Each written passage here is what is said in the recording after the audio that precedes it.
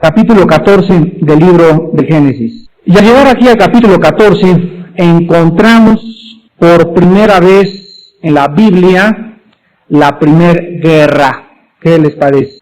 Repito, encontramos la primera guerra en la Biblia donde se juntan algunas naciones y algunas tribus para comenzar a pelearse. Ya vimos la primera rebelión mundial en el capítulo 11. Cuando toda la humanidad se junta para rebelarse contra Dios, para exaltar su ego y para comenzarle a decir a Dios, no queremos que reines entre nosotros. Y ahora vamos a leer nosotros en los primeros 4 versículos del capítulo 14 las características de esta primera guerra.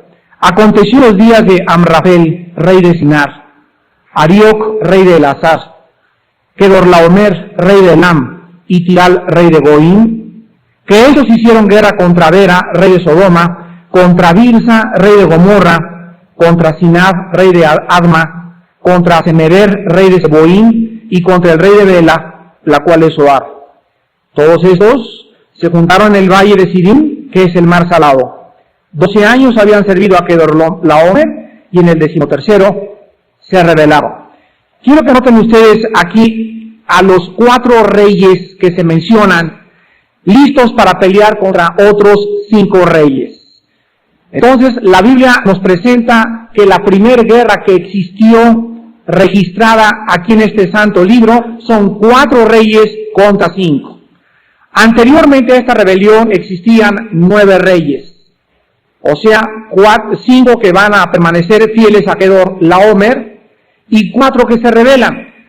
Durante 12 años, estos 4 reyes habían servido, aquí aparentemente en el versículo 4, se nos muestra que Kedorlaomer, qué trabajo está, puede pronunciar este nombre, Kedorlaomer, había sido realmente el jefe. Y los otros 4 le habían servido o le habían pagado tributo durante 12 años.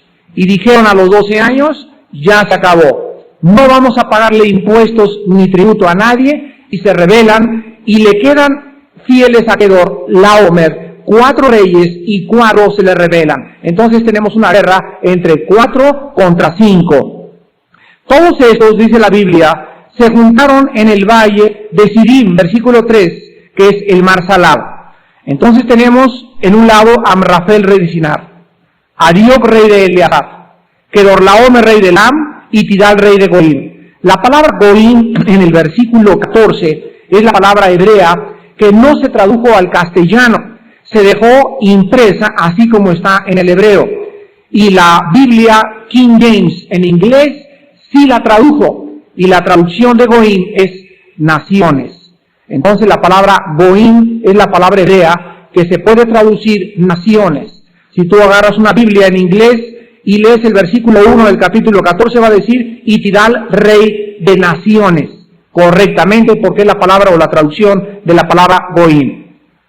Abraham hasta este momento había vivido una vida tranquila, y en Mamre por algunos años, él, después de su separación con Lot, estaba pues pescando, arando la tierra, ordeñando a las vacas, cortándole la lana a los borregos, y de repente la paz es rota en la vida de Abraham. Y comenzamos a encontrar que Abraham comienza a escuchar que hay reyes que se dirigen hacia el campamento donde él estaba, arrasando todo a su paso y destruyendo todo lo que existía. Y lo primero que vamos a aprender en esta noche, en este pasaje de la guerra, donde Abraham está de en medio de todos estos reyes, es de que el pueblo de Dios siempre vive en medio de conflictos.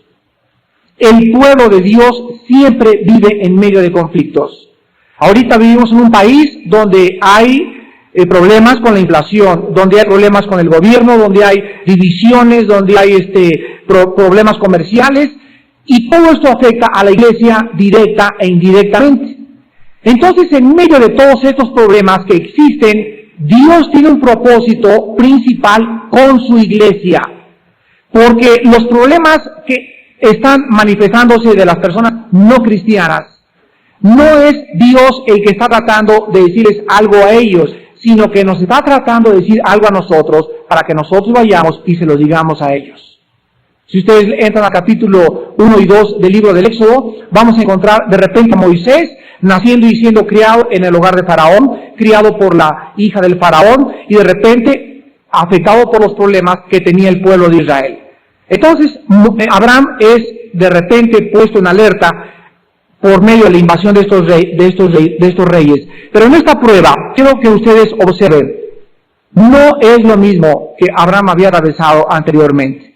Aquí Abraham se porta de una forma prudente y de una forma no egoísta, porque estos 4 reyes comienzan a arrasar, llegan a conquistar las provincias, arrasan todo su paso, como lo vamos a ver en algunos momentos, llegan a Sodoma y capturan a su sobrino Lot. Y se lo llevan preso con todo el botín y con todos los esclavos que habían llevado. Cuando Abraham sabe de esto, prepara a 318 de sus mejores guerreros y emprende el rescate de su sobrino Lot. Quiero que noten ustedes en el versículo 2 y 3 que dice la Biblia: estos hicieron guerra contra Bera, rey de Sodoma, Birsa, rey de Gomorra. Acordémonos que estas 2 ciudades van a ser destruidas en el capítulo 19. Contra Sinab, rey de Adma, contra Semeber, rey de Seboim, y contra el rey de Bela, la cual es Zoar. Todos estos se juntaron en el valle de Sidim, que es el mar salado.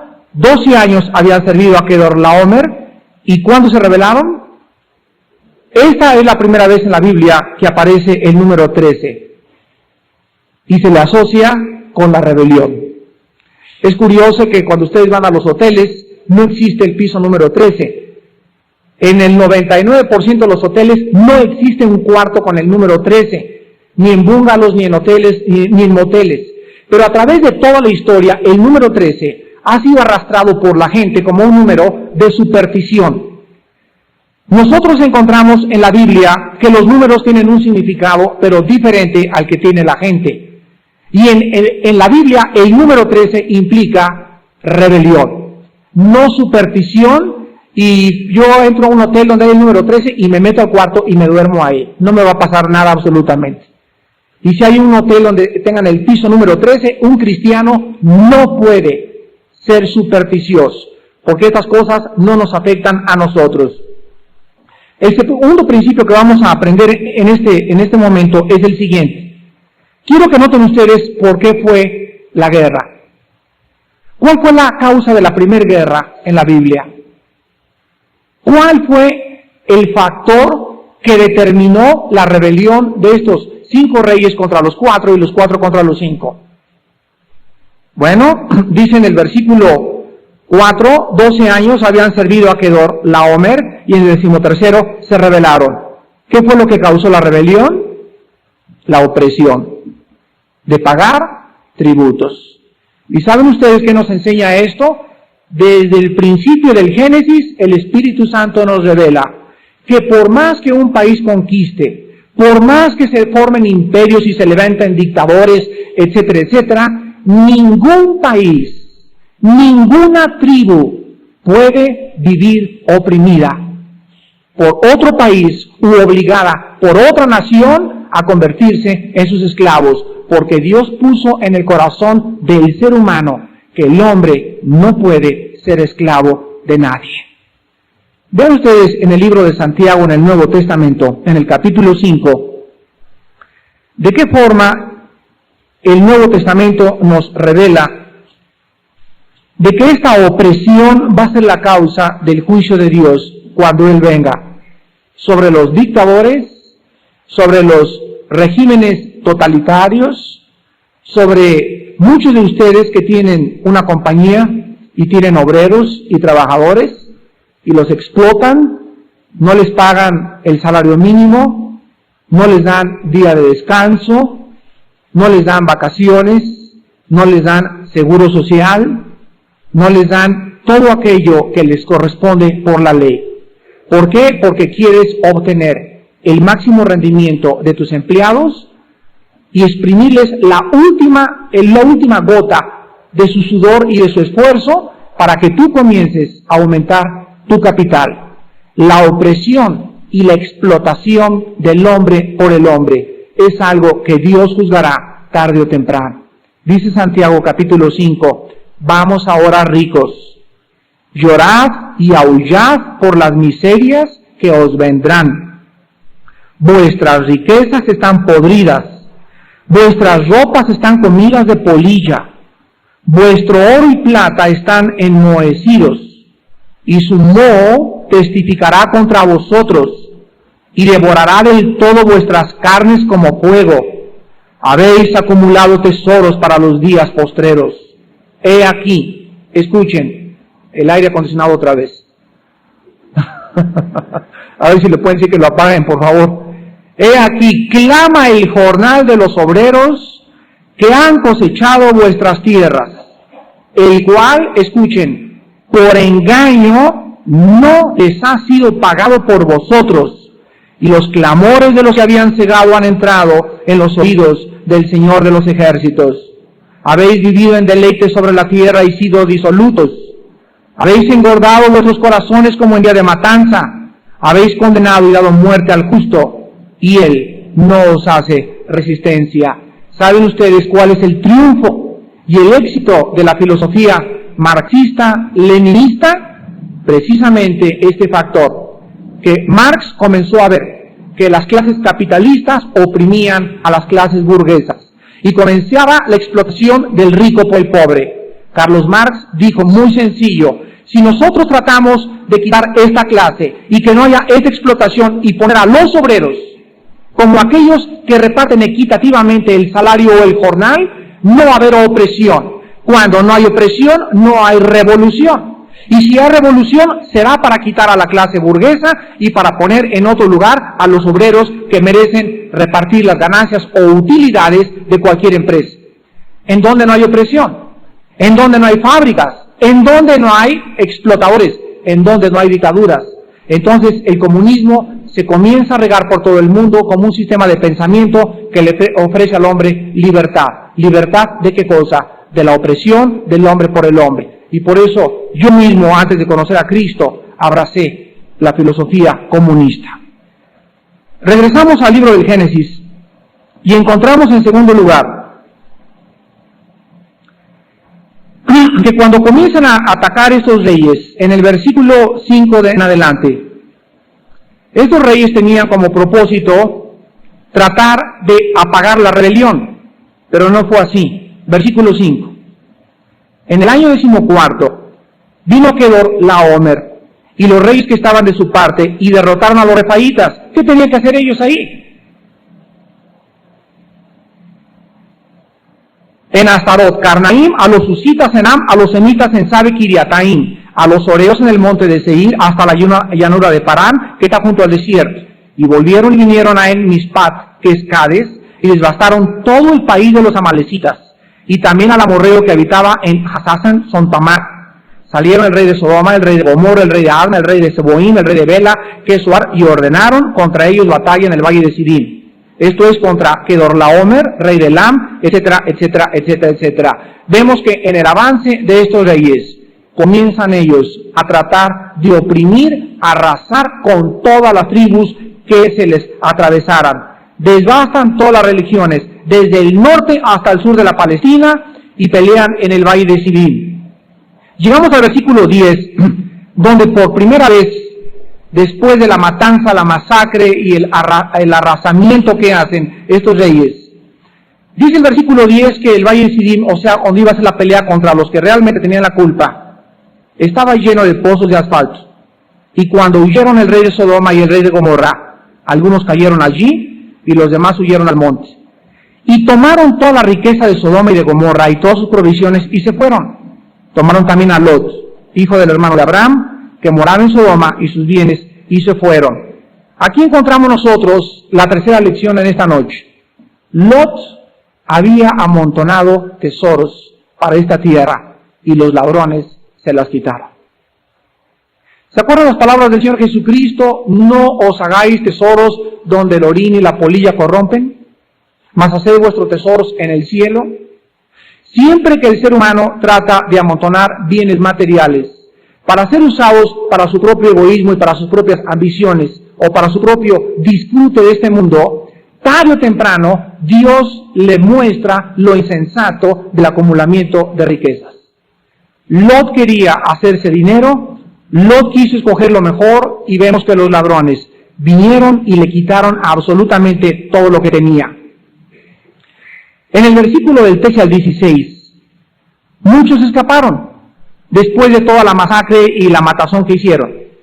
Y vinieron con Abraham y le dijeron a Abraham en el versículo 14, oyó Abraham que su pariente estaba prisionero, armó a sus criados, los nacidos en su casa, 318 y los siguió hasta Dan. Y cayó sobre ellos de noche, él y sus siervos, y les atacó, y les fue siguiendo hasta Oba al norte de Damasco, y recobró todos los bienes y también a Lot su pariente y sus bienes, y a las mujeres y a la gente. Aquí encontramos nosotros que el cálculo aproximado de los reyes contra los cuales Abraham quería pelear eran aproximadamente 100 contra 1. ¿Saben ustedes que eran 5 naciones contra 4? Llegan los 5, arrasan con los 4, se destruyen el Aizidim y acaban con todos los demás. Agarran los prisioneros de Sodoma, se los llevan otra vez a su país. Abraham cuenta con 318 hombres. Aquí vemos que Abraham ya era jefe de tribu. Ya era una tribu totalmente la que Abraham tenía a sus órdenes. Y aquí encontramos el cuarto principio en esta noche. No es con espada, no es con ejército, es con mi Santo Espíritu, dice el Señor. Si ustedes leen, por ejemplo, el libro de los Jueces, capítulo 6 y el capítulo 8, van a encontrar que Gedeón pelea en una proporción de 300 contra 1 y siempre demostrando a sus enemigos que no era la fuerza la que daba la batalla, sino que era realmente el poder de Dios. Llegamos al versículo 17 y vamos, después de todo este relato histórico, de todos estos principios leves de las guerras, vamos a comenzar nuestro estudio en esta noche. Cuando volvió a la derrota de Kedorlaomer y de los reyes que con él estaban, salió el rey de Sodoma a recibirlo al valle de Sabe, que es el valle del rey. Entonces Melquisedec, rey de Salem, sacerdote del Dios Altísimo, sacó pan y vino, y le bendijo diciendo, bendito sea Abraham del Dios Altísimo, creador de los cielos y de la tierra, y bendito sea el Dios Altísimo que entregó tus enemigos en tu mano, y le dio a Abraham los diezmos de todo. Llega Abraham de la derrota, después de que acabó con los 318 en un ataque por sorpresa, y una estrategia que solo el Espíritu Santo le pudo haber iluminado para poder haberle dado la victoria. Y al regresar, Abraham posiblemente Lot le dijo, escóltame hasta Sodoma. Y llega Abraham a las puertas de Sodoma y sale corriendo el rey de Sodoma. Y le dice a Abraham, Abraham, gracias porque te reconozco que tú eres el victorioso. Verdaderamente tú eres el que mereces todo el botín y todos los despojos que hemos hecho hasta ahorita, que los queremos entregar a ti. En el momento en que aparece el rey de Sodoma, aparece también un personaje misterioso que la Biblia le llama Melquisedec. El rey de Sodoma le ofrece dinero. Melquisedec en ese momento se para enfrente de Abraham y Abraham inmediatamente, al ver a Melquisedec, se hinca delante de él y le da los diezmos de todo el botín que había conquistado. Vean ustedes la diferencia entre el rey de Sodoma y entre Melquisedec. Dos reyes, uno malo, uno bueno. Abraham se inclina y reconoce al bueno y rechaza al malo. Pero antes de poder ver nuestra lección, tenemos que hacer un poco de investigación acerca de quién es este personaje llamado Melquisedec. Melquisedec se menciona 3 veces en la Biblia. Se menciona en el capítulo 14 por primera vez. Escuchen muy bien. 900 años después, se vuelve a mencionar Melquisedec en el Salmo 110, versículo 4, por el rey David. donde dice David, tú eres Melquisedec, sacerdote de Dios para siempre. Bueno, aquí encontramos ya en el Salmo más luz sobre Melquisedec. Aquí se le muestra que ya su sacerdocio es eterno. Y por tercera vez, 1000 años después, vuelve a aparecer en la carta a los Hebreos, en el capítulo 5, versículo 6, en el capítulo 6, versículo 20, y en el capítulo 7 del libro de los Hebreos. La palabra Melquí significa en el hebreo rey. La palabra Sedec significa justicia. Melquisedec, rey de justicia. Es el único hombre en el Antiguo Testamento, el único que ha sido profeta y rey al mismo tiempo. Vean ustedes el Antiguo Testamento. Aquí está el pueblo de Israel. El pueblo de Israel tenía un rey, tenían un profeta y tenían un sacerdote. Otra vez, el pueblo de Israel tenía un rey, un profeta y un sacerdote. El rey los gobernaba, el profeta les anunciaba qué es lo que Dios quería, y el sacerdote los acercaba a través de una comunión o de un sacrificio a Dios. Pero hasta que llegamos al Nuevo Testamento no encontramos más que a Cristo como rey, profeta y sacerdote. Y ahora que el Cristo sube al cielo y baja el Espíritu Santo, Dios nos hace a nosotros, a toda la iglesia, cualquiera que tenga a Jesucristo, nos da los 3 oficios. Dios hace a cada cristiano ahora rey. ¿Dónde está mi corona? Tú te podrás preguntar. Pero la Biblia nos muestra que aun cuando somos reyes, no estamos gobernando todavía. Pero ya somos reyes y coherederos juntamente con Cristo. Número 2, nos hace profetas. ¿En qué sentido cada cristiano es un profeta? En el sentido que la palabra profeta no significa anunciar eventos futuros, sino que significa declarar el consejo de Dios. Y cada cristiano tiene la obligación de declarar el consejo de Dios. Y en tercer lugar, dice en primera de Pedro, porque nos ha hecho reyes y sacerdotes para siempre delante de Él. Ahora nosotros vemos que aquí no solamente se menciona a Melquisedec, sino que se nos dice en el versículo 18 también por primera vez, Melquisedec, rey de Salem. La palabra Salem es una palabra que es la continuidad o la construcción de Jerusalén, de donde vino la palabra Jerusalén. Jerusalén. La palabra Salem significa paz. La palabra Jehú, ciudad. ¿Qué significa la palabra Jerusalén? Ciudad de la paz. No solamente Melquisedec es el primer rey y profeta, sino que también es el primer sacerdote mencionado en la Biblia. Si ustedes siguen cuidadosamente el estudio de este momento, van a entender perfectamente bien lo que Dios quería con el sacerdocio, lo que hizo Cristo en la cruz del Calvario y la tarea que tenemos nosotros ahora para ser sacerdotes, igual que Cristo a través del ministerio que Él nos ha entregado. Vamos en primer lugar a tratar de contestar algunas preguntas. ¿Cómo es que este hombre de repente sale ahí de las páginas de la Biblia y llega a ser rey de una ciudad rodeada de puros idólatras? Número 1. Segunda pregunta, ¿por qué fue reconocido en el versículo 14 y dice, rey de Salem, sacerdote del Dios Altísimo, saca pan y vino? ¿Por qué es reconocido sacerdote del Dios Altísimo?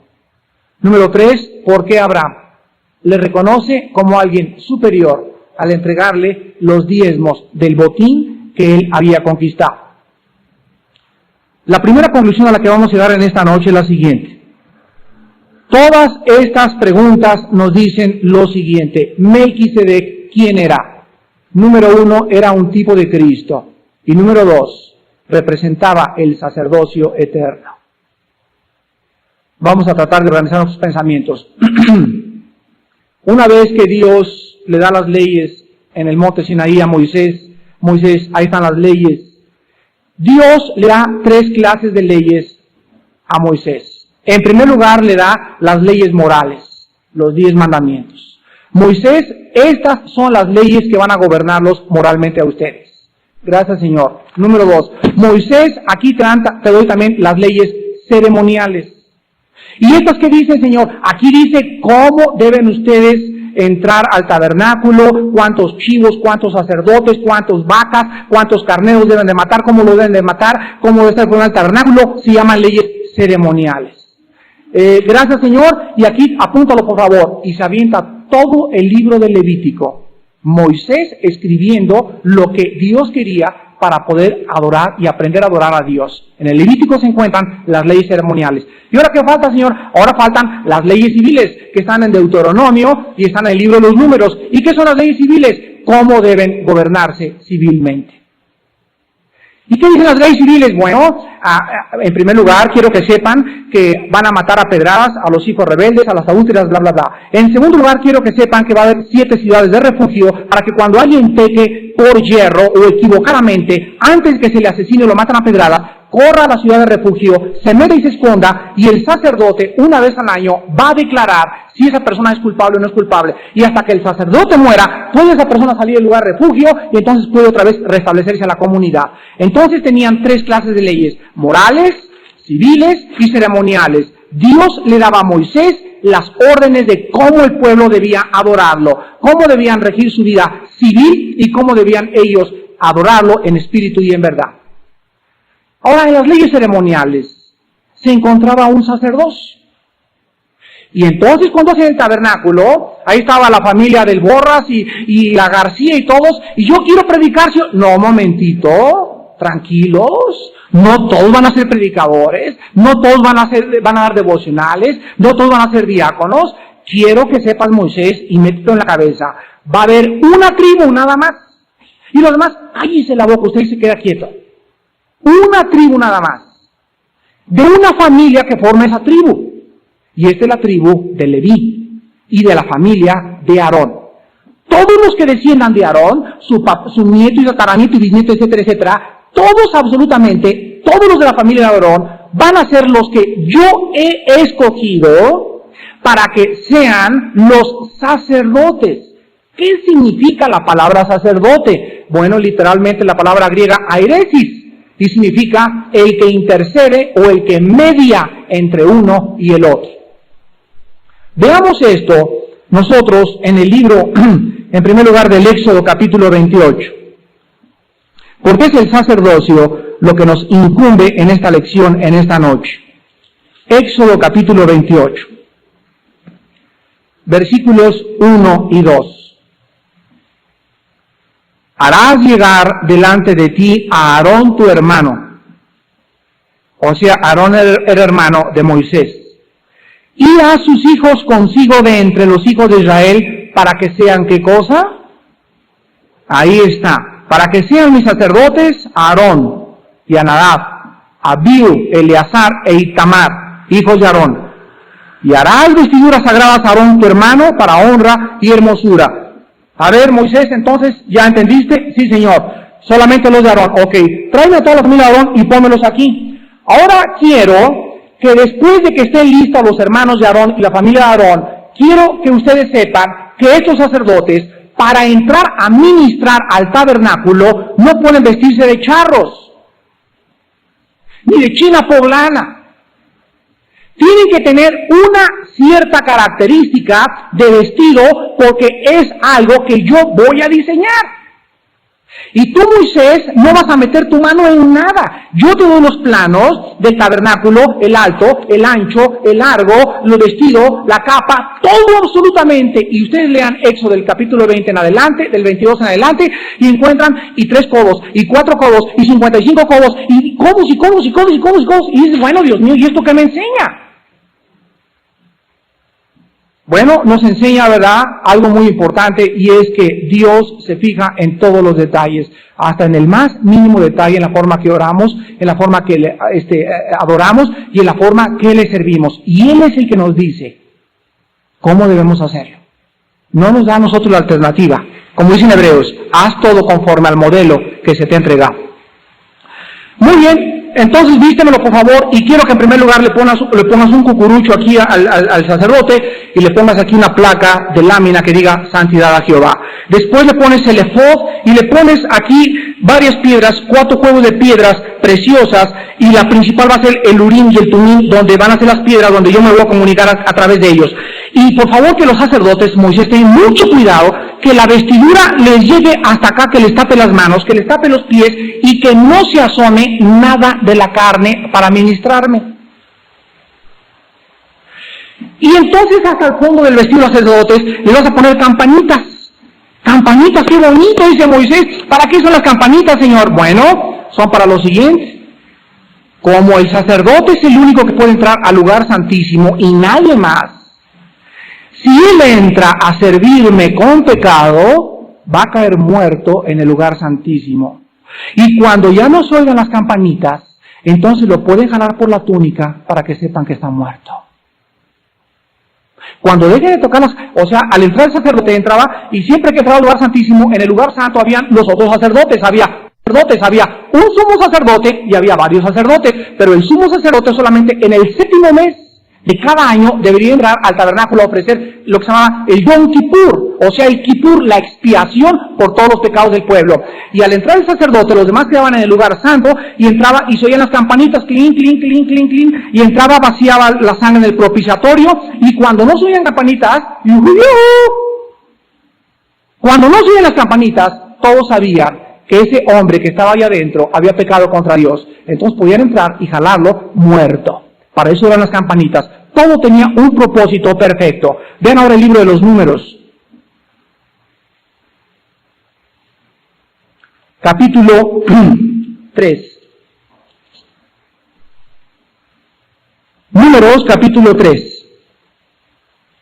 Versículos del 1 al 3 y del 6 al 10.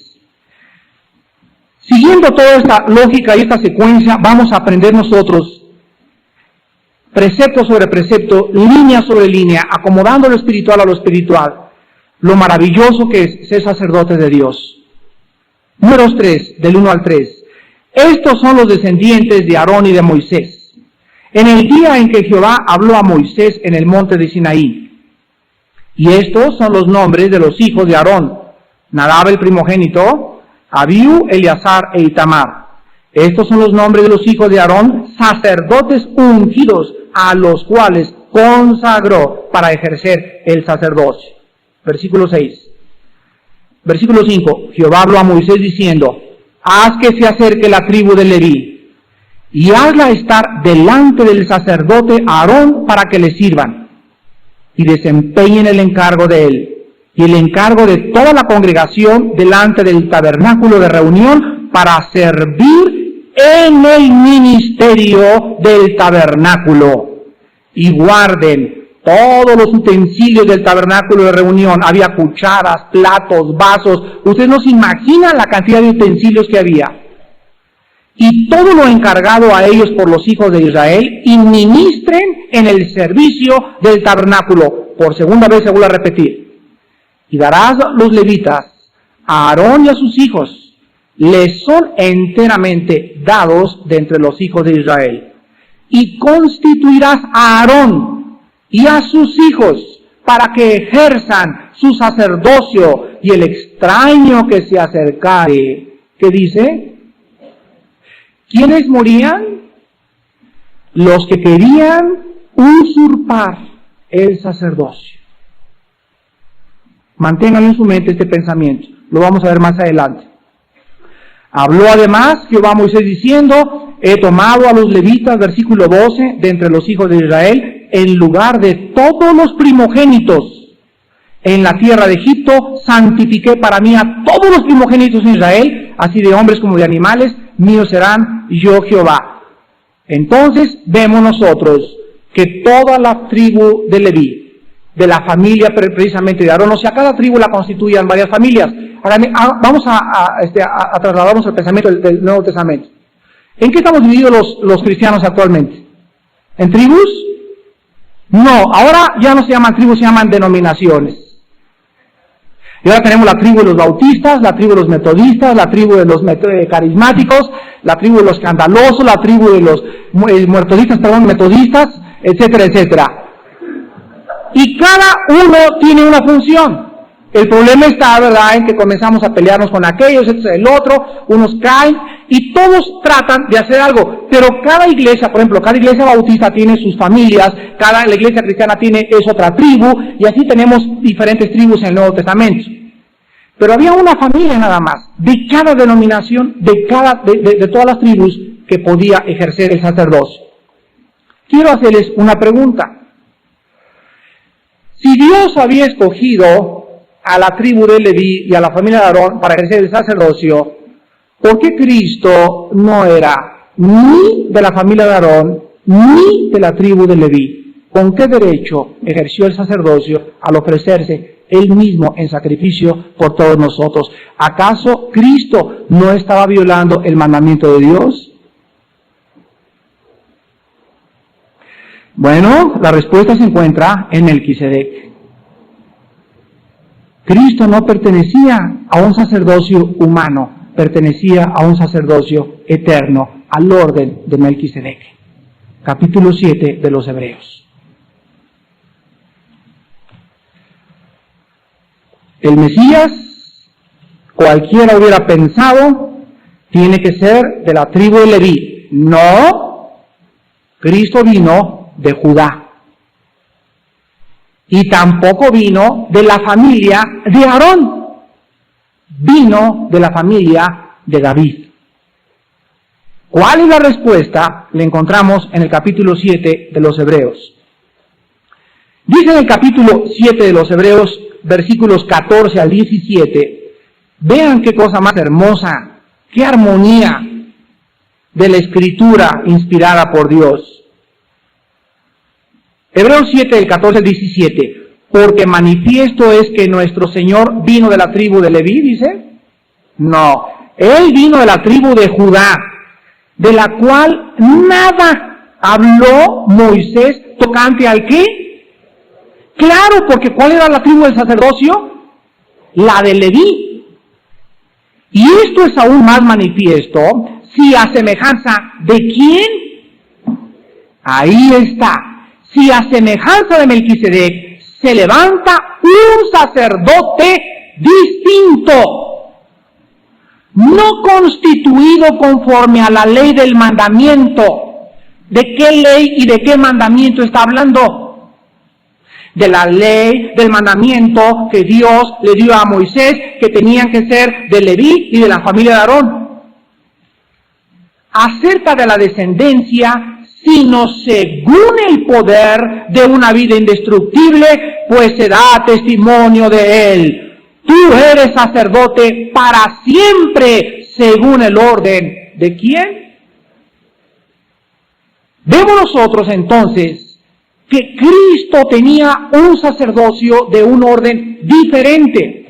¿Por qué Cristo no podía heredar ni descender de la tribu de Leví?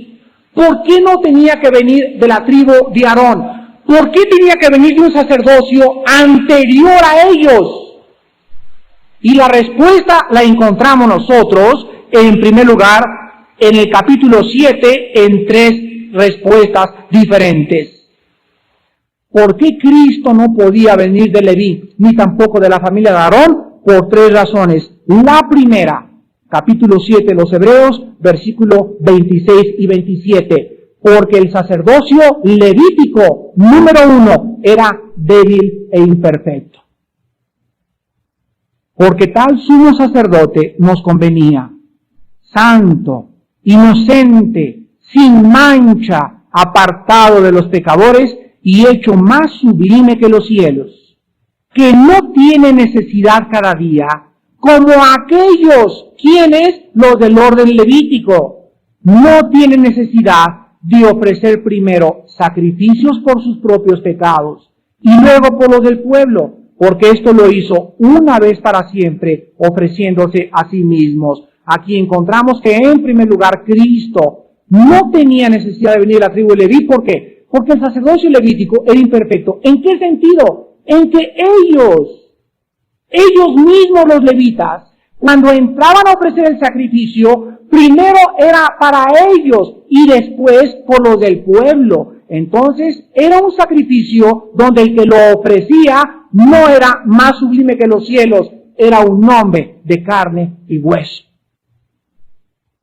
En segundo lugar, encontramos en el versículo 14 al 17 que el sacerdocio levítico era o pertenecía a hombres mortales sujetos a muerte. Manifiesto es que nuestro Señor vino de la tribu de Judá, de la cual nada habló Moisés tocante al sacerdocio. Esto es aún más manifiesto si a semejanza de Melquisedec se levanta un sacerdote distinto, no constituido conforme a la ley de mandamientos acerca de la descendencia, sino del poder de una vida indestructible. ¿Qué pasaba cuando el hijo de Aarón se moría? Bueno, se levantaba el nieto de Aarón y lo vestían de sacerdote. Y cuando se moría el nieto de Aarón, se vestía y todos iban muriendo. Pero llegó el momento en la historia de Dios en que no podía seguirse derramando más sangre que no quitaba el pecado. La sangre de los animales del Antiguo Testamento cubría el pecado. Capar, en el hebreo, pero no hacía reconciliación. La palabra reconciliación no existe en el Antiguo Testamento, más que en el capítulo 23 de Levítico, traducido reconciliación, pero es la palabra Kippur, de donde viene Yom Kippur, que significa cubrir nada más la expiación. Pero cuando Cristo vino, encontramos que Cristo hace dos cosas diferentes a todos los sacerdotes. Número uno, ¿cómo tenían los sacerdotes del orden levítico que entrar al tabernáculo? ¿En traje de baño? ¿Cómo tenían que entrar? Vestidos. Y si no entraban vestidos, se morían. ¿Por qué? Porque la vestidura cubría la carne, mostrando su imperfección. Pero Cristo fue el único sacerdote en morir desnudo. ¿Por qué? Porque Él no tenía nada que esconder. Él era perfecto.